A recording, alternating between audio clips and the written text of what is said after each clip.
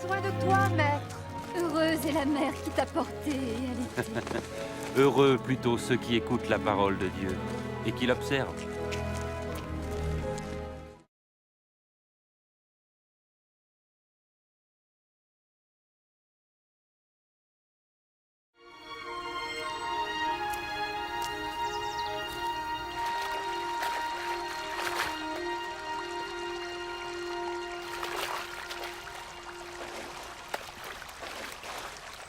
Apprends-nous à prier, comme Jean l'a appris à ses disciples.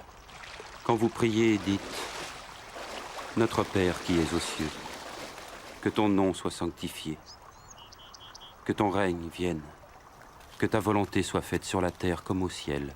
Donne-nous chaque jour notre pain quotidien. Pardonne-nous nos offenses, comme nous pardonnons aussi à ceux qui nous ont offensés. Protège-nous contre la tentation et délivre-nous du mal. »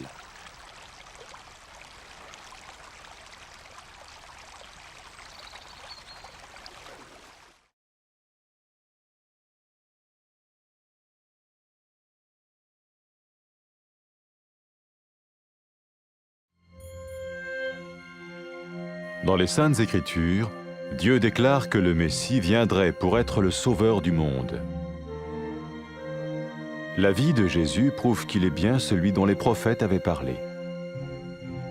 Ésaïe a prophétisé que la Vierge deviendrait enceinte et qu'elle enfanterait un fils. Des siècles plus tard, la naissance de Jésus accomplissait cette prophétie.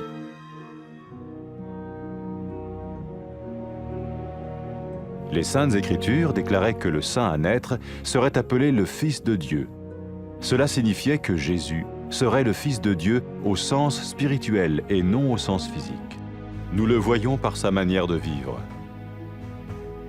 Il a guéri des malades, il a pardonné leurs péchés, les a ramenés à Dieu et leur a promis une place dans le royaume éternel de Dieu. Il s'est offert lui-même en sacrifice pour le péché à leur place. Puis il est revenu à la vie, victorieux sur la mort selon le plan de Dieu. Jésus a dit « Personne ne me prend la vie, mais je la donne de ma propre volonté. » La vie de Jésus n'a pas seulement accompli les écrits des prophètes, mais elle a aussi confirmé la vérité de la sainte parole de Dieu. Les prophètes avaient écrit « Ta parole, ô mon Dieu, est parfaite, elle dure à toujours. » Jésus lui-même a dit « Le ciel et la terre disparaîtront, tandis que mes paroles ne disparaîtront jamais. » Jésus est venu pour nous donner la vie dans toute sa plénitude. Et quand l'homme a désobéi à Dieu dans le jardin d'Éden, il a choisi sa propre voie et ses actions l'ont séparé du Créateur.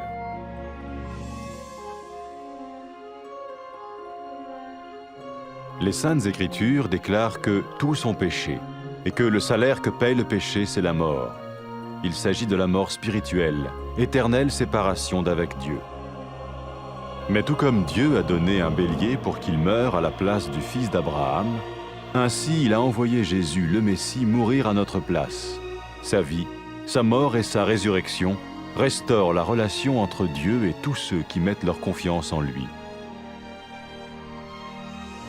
Maintenant, non seulement Jésus pardonne les péchés de ceux qui le suivent, mais il les sauve aussi du jugement éternel de Dieu. Ils sont sûrs d'aller au paradis et de vivre avec lui pour toujours. C'est cette vie et cette liberté de la culpabilité et du pouvoir du péché que Jésus offre à chacun aujourd'hui. Cela ne veut pas dire suivre une religion, mais choisir d'avoir foi en Jésus qui dit « Je me tiens à la porte et je frappe. Si quelqu'un entend ma voix et ouvre la porte, j'entrerai chez lui. » Cela veut dire se tourner vers Dieu et croire que Jésus vient dans nos vies pardonner nos péchés et nous rendre tels qu'il veut que nous soyons.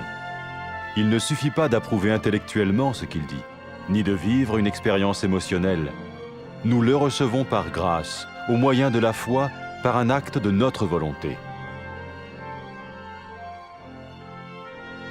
Lorsque quelqu'un est prêt à suivre Jésus le Messie, il peut lui parler par une simple prière.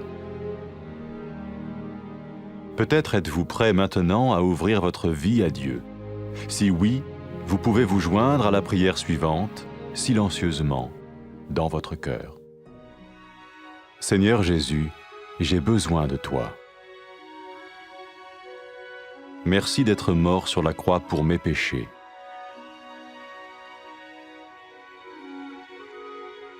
Je confesse mes péchés et je m'en repens.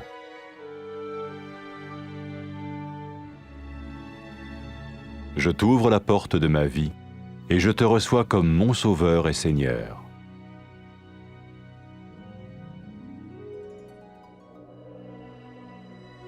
Merci de me pardonner mes péchés et de me donner la vie éternelle.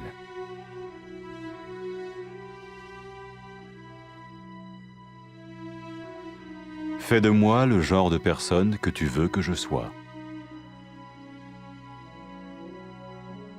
Maintenant que je deviens l'un de ceux qui te suivent. Amen.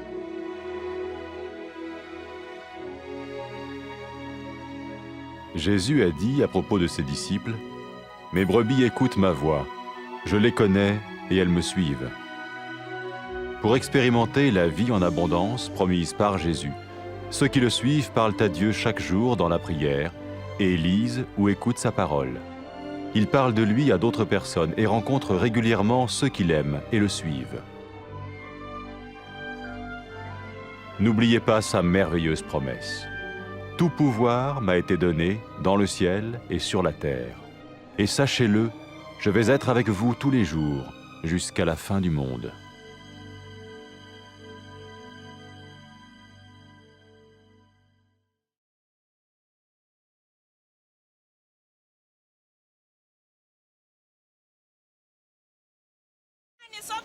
Odala ndimanda kupereka mtima ilona mwako. Koma ndi odala anthu amene akumva mawu a Mulungu ndi kuwasunga.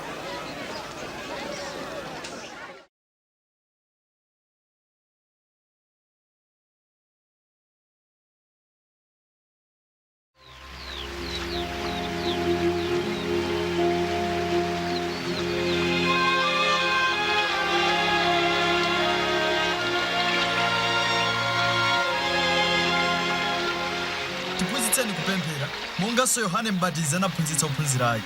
Pamene mupemphera muziti, Atate wathu wakumwamba, dzina lanu lilemekezedwe, ufumu wanu udze, kufuna kwanu kuchitike, monga kumwamba chomwecho pansi pano.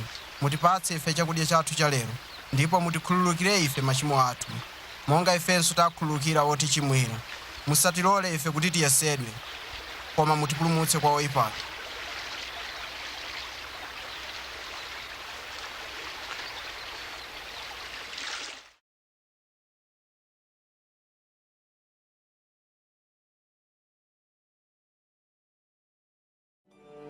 Kalekale aneneri analemba m'malemba kuti Mulungu adzatumiza Mesiya kuti adzapulumutse ochimwa ndi kuwayanjanitsa ndi Mulungu. Moyo wa Yesu ukuonetsa poyera kuti iyedi ali mpulumutsi amene Mulungu analonjeza kutumiza m'dziko lino. Mneneri Yesaya analemba, namwali adzayima ndipo adzabala mwana wamwamuna, ndipo zinachitikadi. Mulungu mwa mphamvu yake anapangitsa Mariya kukhala woyembekezera akadali namwali, ndipo anabala Yesu.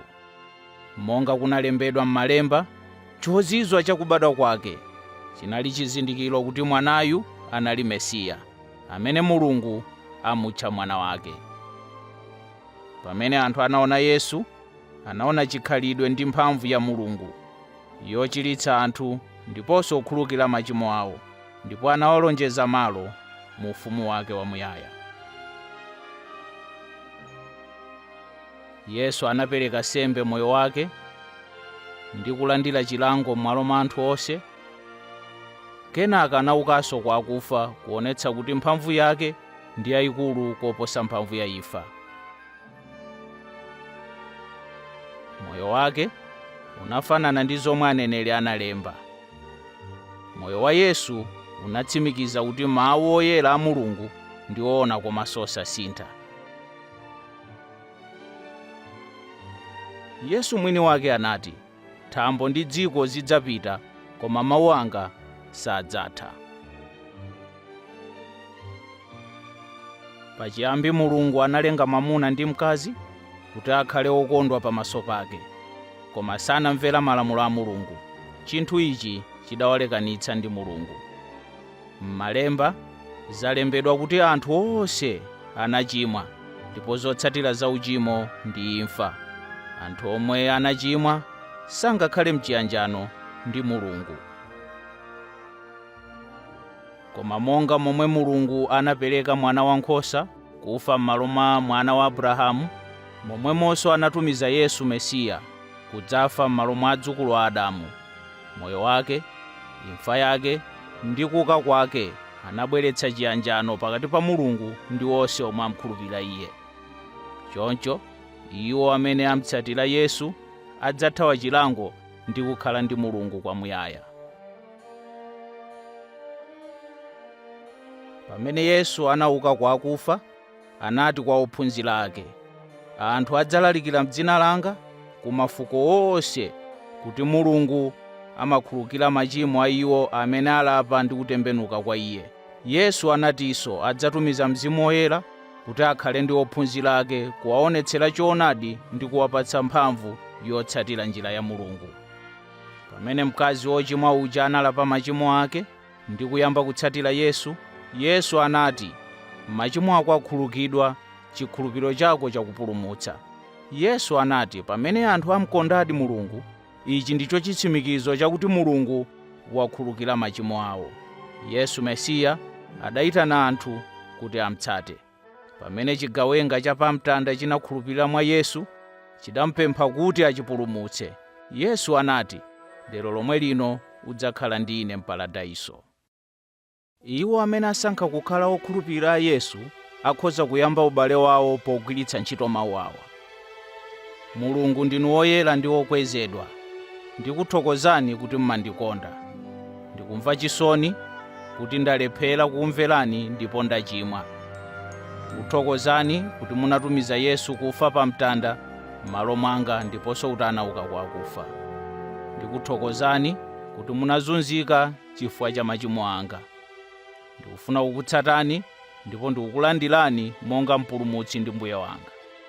Ndikuthokozani kuti mwakhululukira machimo anga ndipo mwatsegula njira kuti ine ndikhale ndi inu ku nthawi zonse. Ndikupemphani kuti mundipatse Mzimu wanu Woyera kuti akhale ndi ine ku nthawi zonse. Andipatse mphamvu kuti ndikukondeni ndi mtima wanga wonse, kukhala moyo wokukondweretsani. Ndipo lolani kuti anthu akutamandeni kulikonse m'dziko lonse. Amen. Yesu ananena za ophunzira ake, nkhosa zanga zimamva mawu anga, ndimazidziwa ndipo zimanditsata. Wotsatira Yesu amakumana pamodzi, amalankhula mawu ake m'Malemba. Amafunitsitsa kutsatira chitsanzo chake, ndipo amauza ena za Iye. Yesu anawatsogolera ndi kuwapatsa mphamvu kudzera mwa Mzimu wa Mulungu, yemwe amakhala m'mitima yawo. Amasunga zomwe Yesu ananena kwa ophunzira ake pamene amakwera kumwamba ku mpando wake. Mphamvu zonse zapatsidwa kwa Ine, kumwamba ndi dziko lapansi. Onani Ine ndili ndi inu nthawi zonse kufikira chimaliziro cha nthawi yapansi pano.